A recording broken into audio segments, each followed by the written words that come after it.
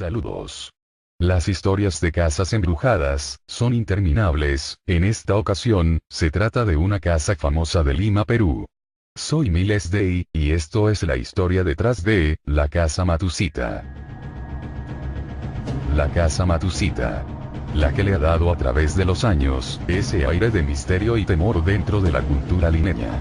Y es que desde sus inicios, la casa fue un punto de encuentro entre los lugares más respetados, temidos o enigmáticos de esa ciudad.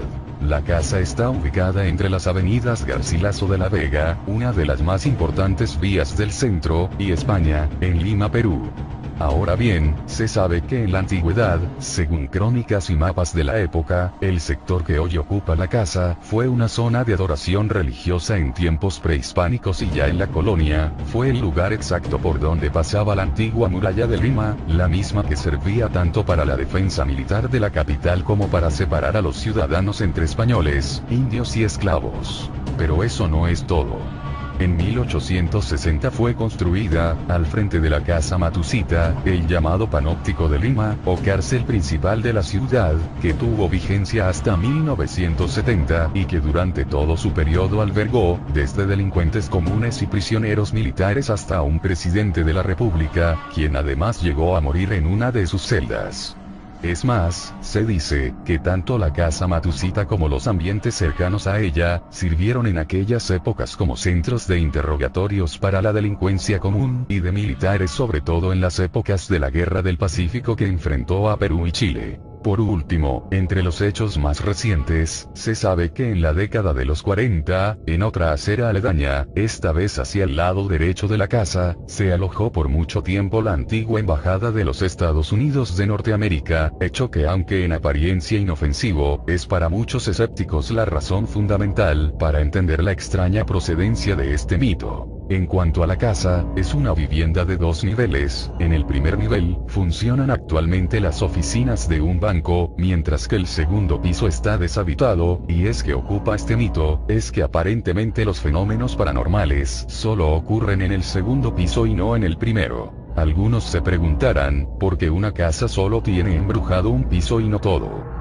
Pero es común que en casas, hay ocasiones, que en el área de la casa afectada o embrujada, es donde sucedió algo malo que causó la aparición de este mal paranormal. Ya les había mostrado varios videos donde a veces, en solo el patio, el bosque, o una recámara donde pasan hechos sobrenaturales. Otros dicen que fueron los estadounidenses de la embajada, los que la inventaron. Sin embargo, muchas personas mayores afirman que esta versión resulta imposible, pues aseguran haber conocido la historia de la Casa Matusita mucho antes de la década que los estadounidenses colocaran alguna embajada por los alrededores.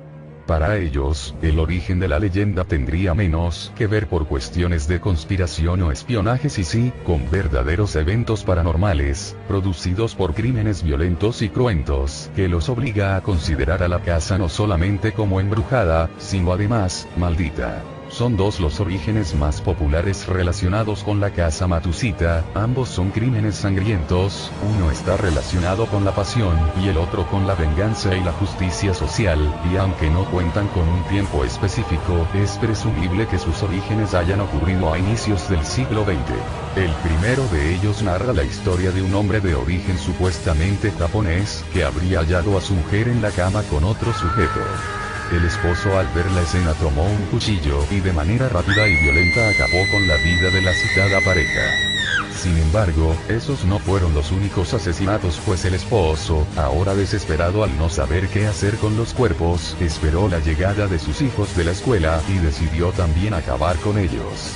Por último, preso ya sea de la desesperación o simplemente de la locura, el hombre decidió practicarse el seppuku suicidio japonés, poniendo así fin con su vida. En cuanto a la segunda leyenda, esta señala que en esta casa vivía un señor malo y abusivo que maltrataba y abusaba de sus dos únicos sirvientes.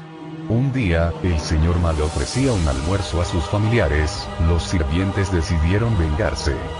Cuenta la leyenda, que los empleados colocaron una droga en los alimentos de los comensales, no para matarlos, sino para ocasionarles diversos trastornos mentales. Luego que fueron servidos los platos, los sirvientes, que esperaban en la cocina para aguardar por los resultados de su plan, escucharon de pronto ruidos y gritos provenientes de la sala. Creyendo que todo había resultado de manera favorable, los empleados acudieron rápidamente a la habitación. La imagen que vieron entonces fue aterradora. Cuerpos despedazados por doquier, sangre en las paredes, en la mesa, en el suelo. Todos los invitados, incluyendo su jefe, habían hallado en esa cena una muerte trágica, cruenta y terrorífica. Los empleados, al ver esta escena, quedaron trastornados para siempre y terminaron sus días en el nosocomio de la capital. Lo curioso de estas dos versiones, es que debido a la escandalosa violencia de estos crímenes, unos podrían pensar por qué no salió en periódicos o noticias. Como todos sabemos, no siempre se dice todo para no afectar los intereses de algunos. Pero la casa Matucita no solo cuenta con leyendas, sino también con víctimas.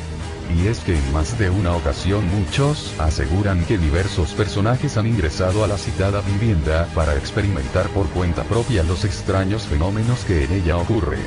Uno de los primeros en ingresar fue justamente un párroco, que ingresó al segundo piso de la casa con la intención de exorcizarla de los demonios que la poseían. No obstante, el párroco no pudo lograr su cometido. Según cuentan las historias más antiguas, el religioso, ni bien ingresó a la vivienda, sufrió un ataque de pánico que lo llevó a la muerte. Se dice que escuchó gritos y reclamos de los espíritus que allí se encontraban. Algunos dicen incluso que el párroco recibió escupitajos de estos supuestos seres que habitan el lugar. No obstante, y tal como ocurre en el caso de las leyendas, no existen registros fidedignos que respalden dicha historia, aunque sí existen testimonios de gente, incluidos trabajadores o antiguos habitantes de la casa, que aseguran haber visto la figura de un fraile caminando entre las ventanas del segundo piso de la casa. Otro de los casos más conocidos, es el de Humberto Vilches Vera, un conductor de televisión que en la década de los 60 apostó en señal abierta, que sería capaz de pasar 7 noches al interior de la vivienda. La historia narrada por muchos limeños recuerda que el animador efectivamente logró ingresar a la casa, llevando consigo solo con una cámara de video en la mano. Sin embargo, tal como ocurrió con el párroco, apenas ingresó, algunos hablan de 2 horas y otros al cuarto día, el hombre de televisión salió de la casa, profiriendo insultos y gritos y botando, incluso, espuma por la boca. Al final de cuentas, el animador obtuvo serias complicaciones psicológicas, por lo que fue recluido en un manicomio durante un periodo de 13 meses, tiempo del cual nunca más se supo de él. En este caso, a diferencia de la historia del fraile, sí cuenta con registros históricos. Sin embargo, hay que aclarar algunas cosas. Primero, que sí existió un tal Vilches Vera, así como es cierto que realizó la citada apuesta pública. Sin embargo, y esto es la intención aclaratoria, es falso que este conductor haya ingresado, siquiera por algunos minutos, a la citada casa, tal y como él mismo lo confesara tiempo después en su libro El cazador de fantasmas. Justamente, en un extracto de su libro, Vilches Vera señala: la palabra de un ídolo de la televisión es una palabra fundamental, y yo había anunciado que entraría a la casa embrujada. Nunca entré, pero todos me vieron entrar. Nunca hablé con un fantasma, pero ellos me miran como si me hubiera convertido como un ciudadano del más allá. A pesar de esto, al día de hoy muchos aún comentan la historia del conductor de televisión que se volvió loco por ingresar a la casa Matucita. Un 25 de agosto de 1753, según cuenta la historia, las aguas del puerto del Callao se encontraban extrañamente embravecidas para la temporada. Una neblina caía sobre toda Lima, mientras desembarcaba proveniente de Europa Parvaneder Vaspa, una mujer de cabellos rubios, piel blanca y sonrisa cándida. Parvaneder Vaspa se situó cerca al centro de la ciudad, en una vivienda ya antigua para esa época. Desde ese momento sucesos paranormales comenzaron a ser la comidilla de los habitantes de esa ciudad. Parvané era una bruja descendiente directa del imperio persa, había heredado los mitos, leyendas y el poder de sus ancestros.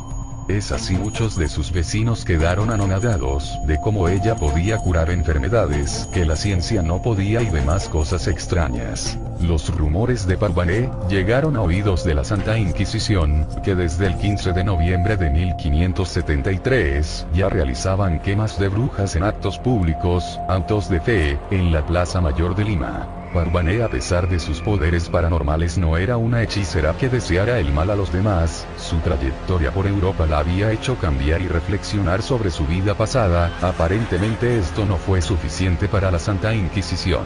Con antorchas en mano llegó un tumulto movilizado por la Santa Inquisición a sus puertas el 13 de julio de 1754, dispuestos a enfrentarse al demonio mismo si era necesario, con la sola intención de apresarla.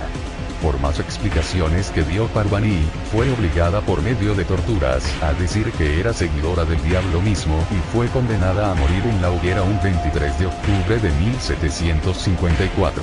Escriben algunos autores de lo paranormal de la época que Parvane, mientras era quemada viva, lanzó una maldición. Las especificaciones de la maldición son contradictorias entre varios autores. Algunos dicen que maldijo la morada donde vivía, otros dicen que maldijo a la gente que ayudó a detenerla.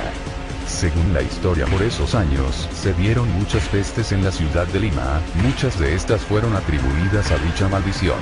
Luego de mucho tiempo la casa se volvió ruinas hasta que una familia de inmigrantes asiáticos la reconstruyó por el siglo XIX. Cosas extrañas pasaban en los corredores de la casona, se oían voces, la gente no podía dormir, se veían extrañas sombras y todo este tipo de sucesos paranormales. Cuenta la historia que uno de los descendientes asiáticos perdió la razón. Es por eso que él enloqueció, y maltrataba a sus empleados como ya lo conté, y este mismo mal enloqueció a la servidumbre para hacerlo de la droga, en la comida, pero aquí cambia. Cuentan que la servidumbre fueron quienes enloquecieron y mataron a todos. Los sucesos paranormales decidieron acabar con esto y en una macabra ceremonia lo descuartizaron. Luego, para borrar huellas, prendieron fuego a la casa. Misteriosamente la casa quedó en pie, los sirvientes fueron enjuiciados y mandados al manicomio. Después de eso pasaron muchos años, hasta que alguien compró el terreno. Nuevamente inmigrantes asiáticos. Es extraño pues los orientales, según ellos mismos, son muy amantes de lo demoníaco y cosas paranormales. Esto es todo. La historia detrás de la casa Matusita. Soy Miles Day y les agradezco por ver mis videos, y a todos esos que no les gustan mis videos. Gracias por seguir viéndolos, recomiéndame. Públicame en tu Facebook. Saludos a mi amigo Julio P59. Hasta la próxima.